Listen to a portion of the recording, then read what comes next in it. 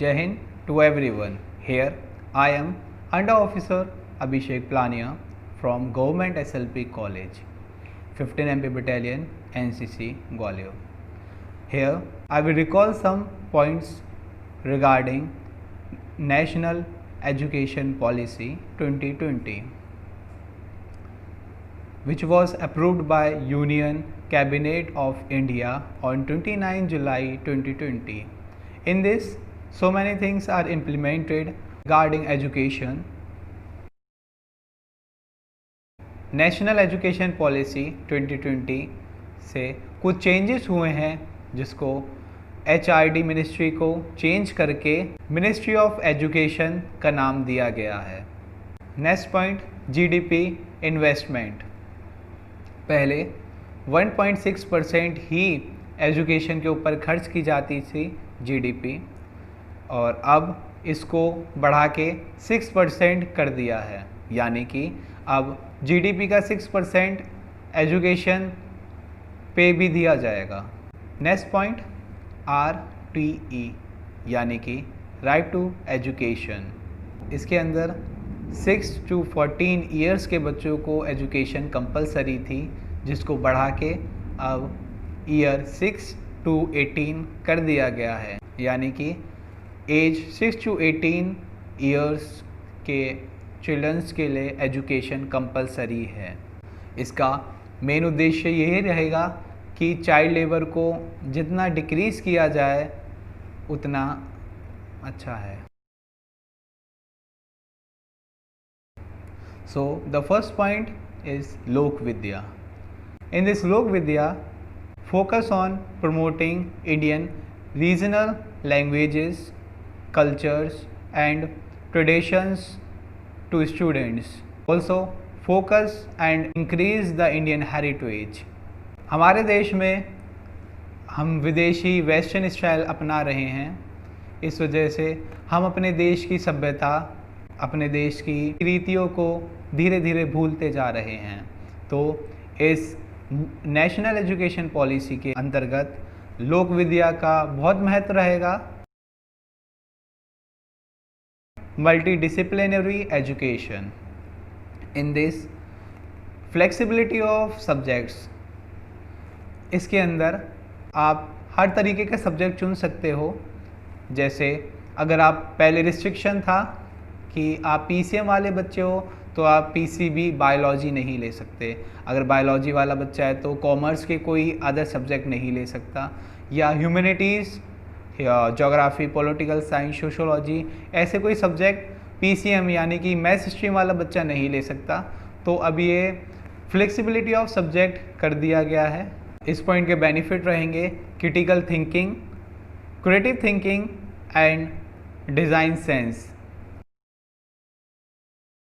Multiple exit and entry point. Students can leave and continue their studies in higher classes. Basically ऐसा होता है कि हम higher studies में आ जाते हैं तो फैमिली प्रेशर, फाइनेंशियल प्रॉब्लम, उसके दौरान हम अपनी हायर स्टडीज़ कंटिन्यू नहीं कर पाते। तो ये अच्छा पॉइंट है, इसमें आप कभी भी अपनी एजुकेशन को ड्रॉप कर सकते हो, फिर उसको वापस उसी जगह से कंटिन्यू कर सकते हो।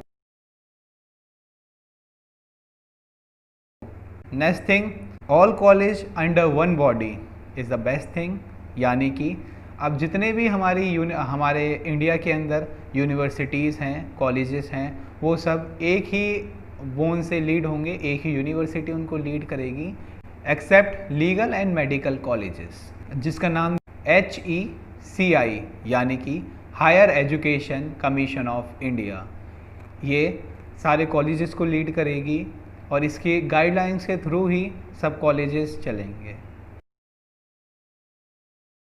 Next point, vocational education.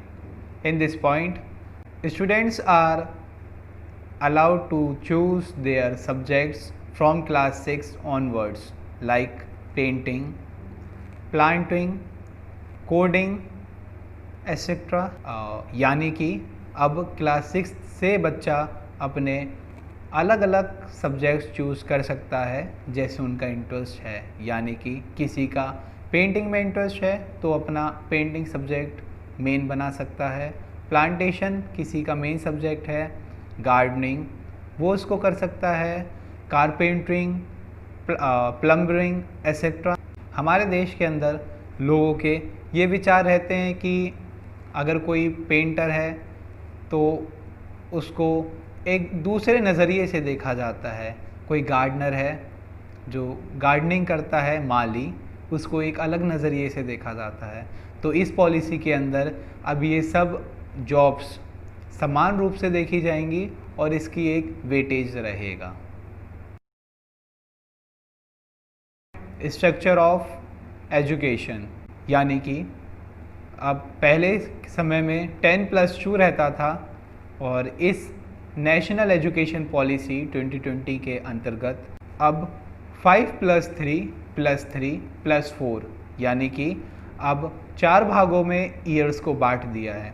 5 years जो स्टार्टिंग ग्रोथिंग एज रहती है स्टूडेंट्स की, उसमें क्लास 1-2 एंड प्राइमरी स्कूल यानी कि playground, nursery, LKG and UKG। Second 3 years जो सेकेंड स्टेज मानी गई है, इसके अंतर्गत क्लास 3rd, 4th, 5th रहेगी। और next 3 years class 7th, 8th, 9th और अगली 4 साल का स्ट्रक्चर रहेगा class 9th, 10th, 11th and 12th। Bagless period system, यानी कि स्कूल के दौरान हफ्ते में या महीने में कुछ ऐसे दिन रहेंगे जिसमें बच्चों को बिना बैग के आना पड़ेगा। इसके अंदर बिना कॉपी किताब के आने से ये रहेगा कि बच्चों की क्रिएटिवनेस बढ़ेगी, बच्चों के अलग अलग तरीके के विचार बढ़ेंगे और बच्चों का एक इंटरेस्ट बढ़ेगा स्कूल की तरफ, एजुकेशन की तरफ, और एक नया कम्युनिकेशन डेवलप होगा और एक अच्छी सोच बनेगी।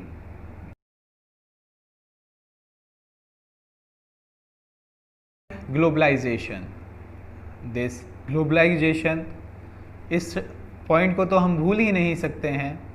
न्यू नेशनल एजुकेशन पॉलिसी के अंदर ग्लोबलाइजेशन को बहुत ज़्यादा सपोर्ट किया गया है, बहुत ज़्यादा महत्व दिया गया है। इसके देयर आर सम पॉइंट्स, इसके कुछ चुनिंदा पॉइंट्स हैं। Tracking digital to rural area, यानी कि जो ये नेटवर्किंग सिस्टम है, डिजिटल सिस्टम है, मोबाइल है और यूट्यूब्स, इसको गाँव के अंदर भी लेके जाया जाएगा, कंप्यूटर सिस्टम्स को। सेकंड सब पॉइंट, मेड रीजनल लैंग्वेजेस, यानी कि अब हम इंग्लिश के साथ अपनी मातृभाषाओं को भी समर्थन करेंगे, इसको भी वेटेज देंगे, यानी कि हिंदी, उर्दू, संस्कृत, तेलुगु, अन्य भाषाएं। नेक्स्ट सब पॉइंट रहेगा e courses. Next digital education for differently abled. In the end of this video, I hope you all understood the points of National Education Policy 2020. Thank you and Jai Hind.